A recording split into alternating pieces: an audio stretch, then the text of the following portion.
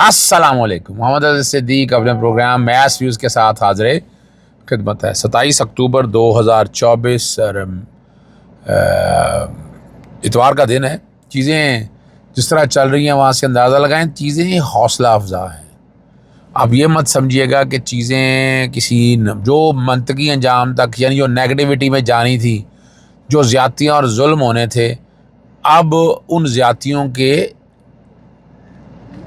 ख़ात्मे का वक्त है या उसके बेहतरी की तरफ जाने का वक्त है। मैं ठीक कह रहा हूँ आपको। सुप्रीम कोर्ट मेरी इतला के मुताबिक नहीं होगी, चूँकि फुल कोर्ट का इजलास जो है वो बड़ी अहमियत का हामिल है। कैबिनेट पख्तूनख्वा ने एक अच्छा कदम किया है और करने जा रही है। अगर वो हो गया तो उसका फ़ायदा बहुत होगा। उम्मीद है कि बाकी सूबे भी उस पर अमल दरामद करेंगे, अंदाज़ा आप लोगों को हो जाएगा। ठीक है जी। पाकिस्तान में लॉ एंड ऑर्डर सिक्योरिटी की सूरत हाल आप लोगों के सामने है, और 27 अक्टूबर कश्मीर के हवाले से कितने अहमियत का दिन है, ज़रा कोशिश करेंगे उस पर भी थोड़ी सी गुफ्तगू हो जाए। सबसे पहली तो बात है आपके सामने जो रखना है, यौम स्याह जो है मकबूजा कश्मीर पर भारतीय तसल्लुत जो है ना, वो 27 अक्टूबर 1947 को हुआ था। कब्ज़ा कर लिया था, गासबियत कर ली थी, और कश्मीर उस वक्त से अब तक हालात का मुकाबला कर रहा है। ये हालात किस सिमत की तरफ जा रहे हैं या क्या तयन कर रहे हैं, वहाँ से आप समझ सकते हैं कि ये इतना आसान काम नहीं है। बड़ी कश्मीरें उतार कर कितनी जुल्म और ज़्यादती, कितनी दहशत गर्दियाँ, कितना लोगों के साथ ज़िंदगियाँ जीरन की, अपनी हुकूमतें मुसल्लत की, सिर्फ वही नहीं है, और वो बहुत सी जगहों के ऊपर उसके निशान आज भी मौजूद हैं।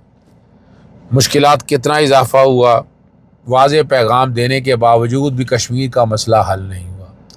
अक़वाम मुत्तहिदा का जो रोल प्ले करना चाहिए था वो रोल प्ले नहीं किया जा सकता। तो आयादा करते हैं कि कश्मीर की आज़ादी तक जंग रहेगी, लेकिन हमारे हुक्मरान अपनी ही जंग लड़ रहे हैं, अपने ही मसाइल लेकर चल रहे हैं, और उनको कश्मीर से कोई ताल्लुक़ नहीं। गज़ा के हवाले से आपने देख लिया, फ़लस्तीन के मामले में देख लिया, क्या जुल्म और ज़्यादती हैं कि अपने ही मुल्क में एहतजाज करने पर दहशत गर्दी के पर्चे दर्ज होते हैं।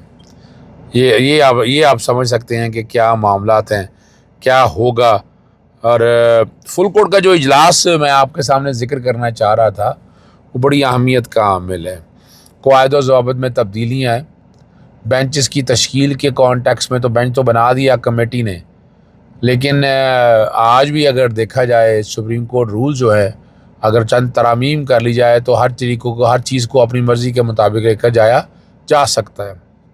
हुकूमती तसल्लुत ख़त्म किया जा सकता है, और ये हुकूमती तसल्लुत हो गया ना हमारी आइनी तरमीम के ज़रिए, और ये बड़ी ज़्यादती है। इस आइनी तरमीम के ज़रिए जो मामला समझते हैं ना, और वहाँ पर जस्टिस सईद मंसूर अली शाह के हमायती बहुत जजेज़ हैं। वो बेसिकली अदलिया की आज़ादी के हामी बहुत जजेज़ हैं। जस्टिस सईद मंसूर अली शाह ने क्लियर स्टैंड लिया, तो क्या यानी अगर वो मखसूस नशिस्तों के केस में बैठ जाते और आइन और कानून के मुताबिक फ़ैसला ना करते तो उन्हें चीज़ जैसे ही बनाना था। यानी ये तो मफादात की जंग है ना, हुकूमत मफादात की जंग लड़ रही है। अदलिया के अंदर बैठे लोग जो हैं उन्हें यह सोचना है कि अदलिया के साथ चलना है या हुकूमती एजेंडा परसू करना है। हुकूमती एजेंडा क्या है कि वो सिविल के केस को, जो कोर्ट के केसेस हैं, वो जो फौजदारी केसेस हैं, वो भी अपनी मर्ज़ी से मुताबिक चलते रहें, लेकिन जो हुकूमत को खींचने वाला मामला है, हुकूमत के ख़िलाफ़ आइनी दरख्वास्तें हाई कोर्ट में आती हैं या सुप्रीम कोर्ट में आती हैं, या अकाउंटेबिलिटी की बात होती है, या ट्रांसपेरेंसी की बात होती है, या कोई मुतलका कवानीन की आइनी, यानी आज भी अगर देखा जाए सेक्शन 3 MPO का, उसकी आइनी हैसियत की बात हो रही है। वो आर्टिकल 10 से 1 आने के बाद उस आइन और कानून में तब्दीली होनी चाहिए थी, वो तब्दीली अभी तक नहीं हो सकी है। और जितना ज़्यादती और जुल्म हुआ वो सामने है। सिर्फ यही नहीं, और बहुत से मामले आपने देखे हैं, बहुत से हालात और वाक़यात देखे हैं आपने। 144 के नफाज के साथ क्या हाल किया। ठीक है जी। और अगर मेरे आइनी मामला थी जो मैंने अदालतों में लेके आया था, अगर वही डिसाइड कर दिए जाते, ना सिंबल लिया जाना था, ना ये आइनी तरामीम होनी थी, اور یہ ملک یہاں انارکی تک پہنچ چکا وہ نہیں ہونا تھا. میں اس میں کس کو قصوروار ٹھہراؤں؟ میں نے تو معاملات سارے ہائی کورٹ میں لے کر آیا تھا. یہ ریکارڈ کی باتیں ہیں بھئی، حقیقت ہے. لاہور ہائی کورٹ کے اندر بہت ہی اہم معاملے میرے پینڈنگ پڑے ہیں.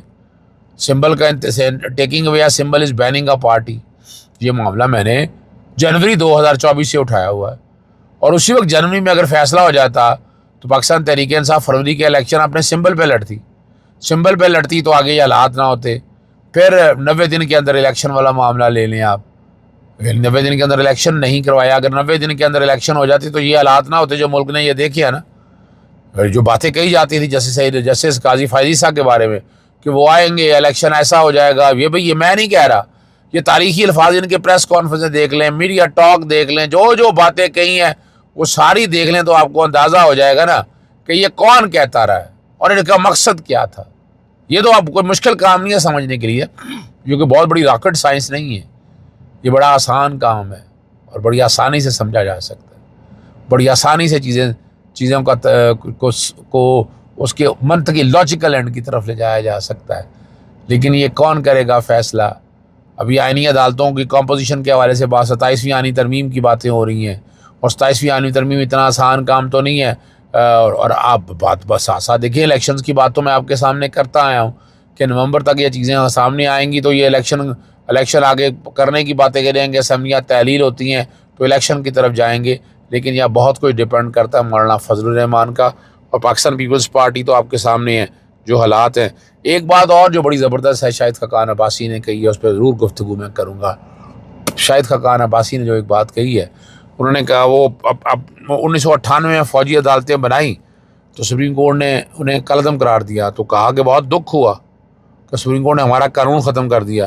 تھوڑے عرصے بعد جب ہماری حکومت ختم ہوئی تو شکر ادا کیا، اگر فوجی عدالتیں ہوتی تو ہمیں سزائے موت دی جاتی تھی. دیکھیں اب یہ شاہد خاقان عباسی، میری خود ملاقات بھی ان سے ایک جگہ ہوئی، انہوں نے اس بات کا برملا اظہار کیا کہ دیکھیں اور وہ بات بڑی واضح کرتے ہیں، کہتے ہیں کہ دیکھ یہ جو کام ہے نا گورنمنٹ جو ہے نا یہ سیاستدانوں نے چلانی ہے اگر ہیں تو بیوروکریسی کا کام وہ نہیں ہے جو کریں. آپ ایکسپرٹ تعینات کر لیں، جو مرضی کر لیں، اسے وہ نتائج نہیں مل سکتے. وہ نتائج حاصل کرنے کے لیے آپ کو کیا کرنا ہے؟ آپ کو سوچنا ہے کہ ملک کو آگے، اور وہ سیاسی قوتیں ہی آگے لے کر جاتی ہیں. یعنی اور یہ ایکسپرٹ وغیرہ ٹھیک ہے کسی حد تک وہ اپنی جگہ پر معاملے ہے، لیکن یہ ایکسپرٹ سے مسئلہ نہیں حل ہوتا. مسئلہ حل کرنے کے لیے آپ کو سیاسی تدبر کی ضرورت ہے، سیاسی بصیرت کی ضرورت ہے. اور وہی آ کر وہ مثلا وہی کئی چیزوں کے PIA کے حوالے سے بات ہوئی، کچھ اور اداروں کے حوالے سے بات ہوئی، تو اس میں انہوں نے بتایا اس کو سیٹل ڈاؤن کیسے کیا. لوگ کہیں کہ آپ نے کیا جادو کر دیا پرائیویٹائزیشن کا. MCB کی کہنے لگے ایک ہی پرائیویٹائزیشن کامیاب ہوئی، وہ مسلم کمرشل بینک کی. وہ کیوں کامیاب ہوئی؟ اس کے پیچھے سوچ کیا تھی؟ تو یہ باتیں سن کے مجھے آج اندازہ مجھے دیکھیں میں وہ بات کہوں تو شاید خاقان عباسی ان میں کوئی وائبرنٹ آدمی، سمجھدار آدمی جو سیاست کو سمجھتا ہے، جو معیشت کو سمجھتا ہے، کہ جو شاید اس ملک میں اگر وزیر اعظم کی سیٹ پہ اگر آتے تو وہ ان لوگوں کی جگہ میں کہہ رہا ہوں، ویسے تو سیٹ کا حقدار عمران خان ہی ہے، عمران خان کے علاوہ کوئی سیٹ پہ سوٹ نہیں کرتا ہے.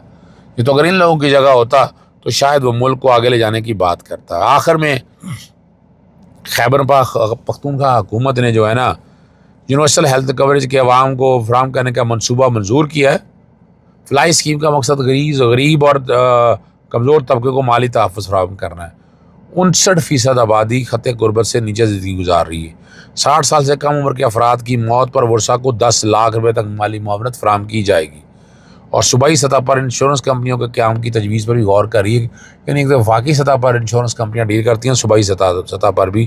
اور فلائی ریاست کے قیام کی جانب ایک بہت ہی اہم سنگ میل صاحب. اچھا یہ بیسیکلی یعنی یہاں کچھ ہمارے یہاں انشورنس کمپنی تو پتہ ہے آپ کو لوٹ مار بہت ڈالی ہوئی ہے.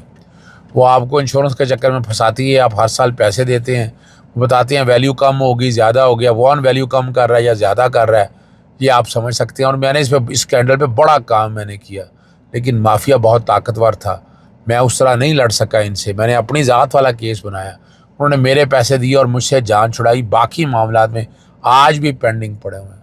یعنی اس انشورنس کے پروسیس کے کانٹیکس میں آج بھی معاملہ جو ہے وہ کورٹوں میں پینڈنگ پڑا ہے. کوششیں میری چل رہی ہیں کہ نہیں ان کو اس کے لاجیکل اینڈ کی طرف لے جایا جائے، لیکن حالات اب آپ کے سامنے ہیں۔